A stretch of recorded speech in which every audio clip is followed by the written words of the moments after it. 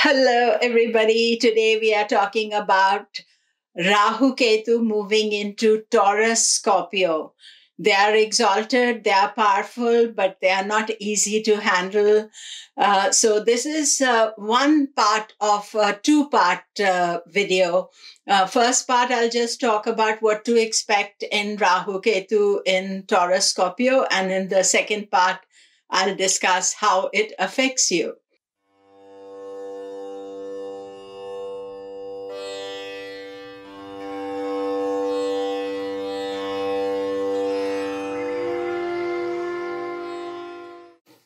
Hello, I'm Komilla Sutton. We are talking Rahu Ketu in Taurus Scorpio. Do remember to subscribe, press the bell notification. It's a very busy month, so the planets are taking up all my time, but I also do tutorials as well, but they will be when there's a quiet time for the planets. So one of the things that is eagerly anticipated is Rahu's transit into Taurus and Ketu into Scorpio. So Rahu and Ketu will move simultaneously on 22nd, 23rd of September 2021 and stay there till 2022, April 2022. So this is a long transit. And I told you that there are two calculations of Rahu Ketu, true node and mean node. The true node will move on 19th of September. Mean node moves on 22nd, 23rd. I follow the mean node, so you will see all my dates are for the mean nodes only. So from 22nd, 23rd, depending where you are in the world, of September, to 11th of April 2022. So this is an 18-month transit. And Rahu and Ketu are both exalted and powerful, but they are a powerful shadowy energy. So they can also be powerful to do more negative stuff, not just only positive. It is actually depends on your attitude, on what you are dealing with and how you are expressing the energy. Of course, where Rahu Ketu is in your own chart, but this is a transit chart. And now for the next 18 months, Rahu Ketu are going to be exalted, both of them, either side. And they will be there till 11th of April 2022. In this period, there are going to be many eclipses. There's going to be eclipses in end of November and early December, 30th November, 14th December. And then in 2021, there are two sets of eclipses. There's one end of May, and then 10th of June, solar eclipse on 4th of December, and lunar eclipse on November. I'll give the dates nearer the time. And also the point is this, that the eclipses will have their own separate videos, as you know, the solar and the lunar eclipse and how they affect you. At present, what you have to think about is that where Rahu Ketu are in your house, they'll be in opposite houses. That is where the eclipses will be taking place. And in the second video that I talk about, I will talk about how this affects you, because if you are getting the eclipses, what are the energies and how it particularly affects you. But main thing is this, that Rahu in Taurus, Ketu in Scorpio will be causing eclipses and transformative energy and unsettled energy in those houses in your chart. Plus, Rahu will transit into 3 nakshatras. It will go from, at present it is in Mrigasira, then it will go back to Rohini and then Kritika. I will be making separate videos for all those transits. I have already made a video for Rahu's transit in Mrigasira. I will put a link to it. You can check it out. Secondly, Ketu, I did a video for Ketu in Gandanta. Ketu will be in Gandanta till 3rd of October. And then Ketu is in, from the 22nd, 23rd, Ketu comes into a new nakshatra.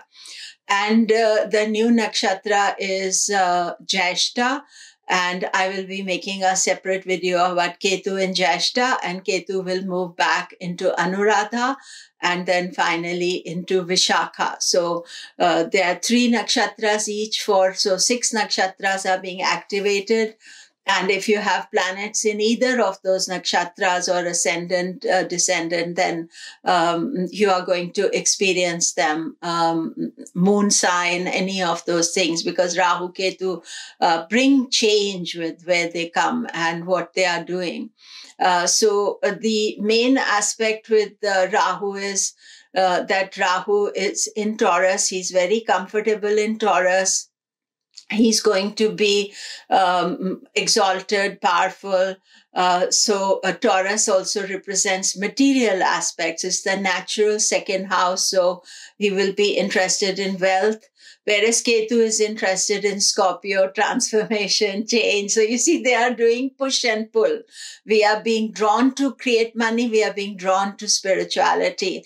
And that is the whole story of Rahu Ketu when they are transiting. Now, one other very interesting aspect of this transit is that Rahu and Ketu don't connect with any major planet. They have done that. We've already had Ketu Jupiter, Ketu Saturn conjunction. They have done the major conjunction. So other than the faster moving planets, Sun conjunction will be around the eclipses, Moon will be every month, and the other planets will connect with them once a year. The only planet that does a major conjunction with both Rahu and Ketu will be Mars. And so those are the dates to watch out for.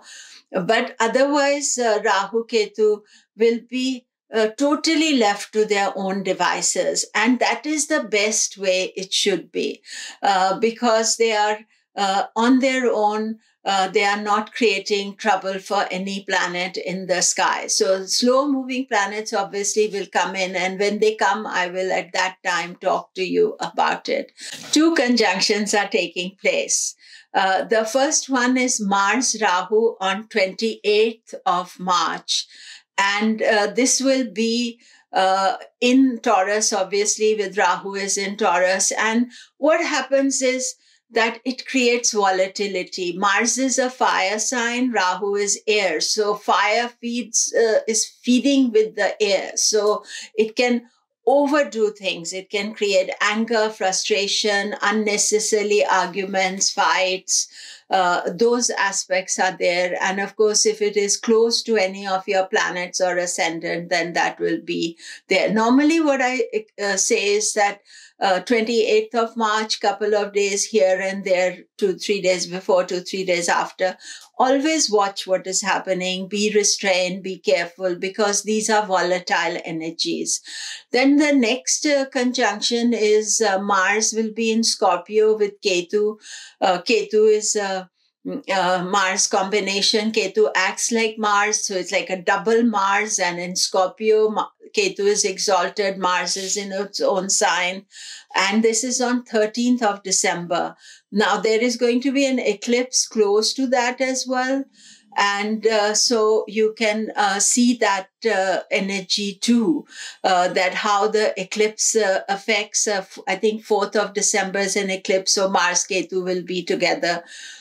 So this is a definitely time for protest, anger, frustration. On the higher level, it can be more spiritual, transformative, positive aspect. But again, I always feel that when Mars Ketu conjunction is taking place, they are both very powerful. We have to be careful and be restrained at that time. The other aspect is this, that there are going to be Kal Sarpa yogas, or dosha as you want to call them. I'll be talking about them separately, but the first Kal Sarpa yoga is starting in December 2020. And I'll make a separate video about the Kal Sarpa yogas of 2020. 2021, and it lasts till April, because Saturn and Jupiter are together. then all the faster moving planets come there. So the Kal Sarpa Yoga is easy to form. So Rahu Ketu become very dominant, and they can create an unsettled energy for all of us. So that is one other factor. Now, important thing to understand is that Ketu is moving out of its own nakshatra. So Ketu will go into Mercury's nakshatra, Jyeshta. So very often Ketu is responsible for a lot of the viruses and all that. And getting out of its own nakshatra, also Ketu Jupiter conjunction, although they're very far, this is good news, I feel, that Ketu Jupiter is out of the way. And Rahu Ketu are not bothering any other planet. So the faster moving planets, yes, but they're not bothering any other planet. So that is also good news. And then the eclipse on 14th of December, that is the first eclipse we come, that is close to Scorpio Gandanta. So that eclipse we have to watch for.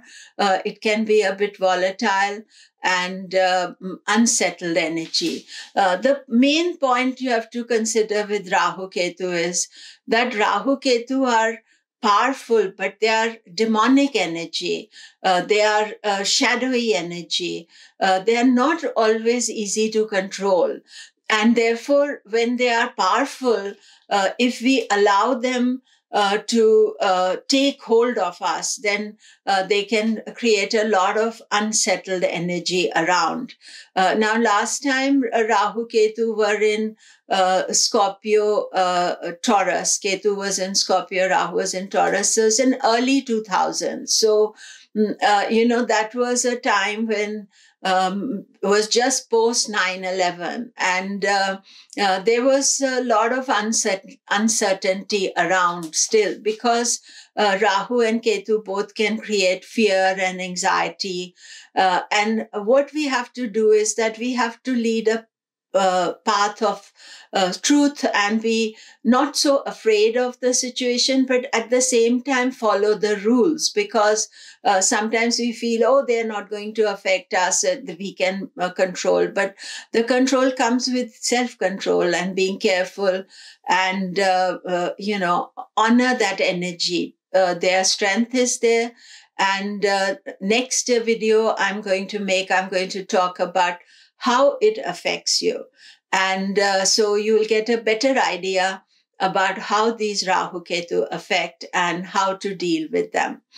So all the best. Do remember to subscribe. Thank you.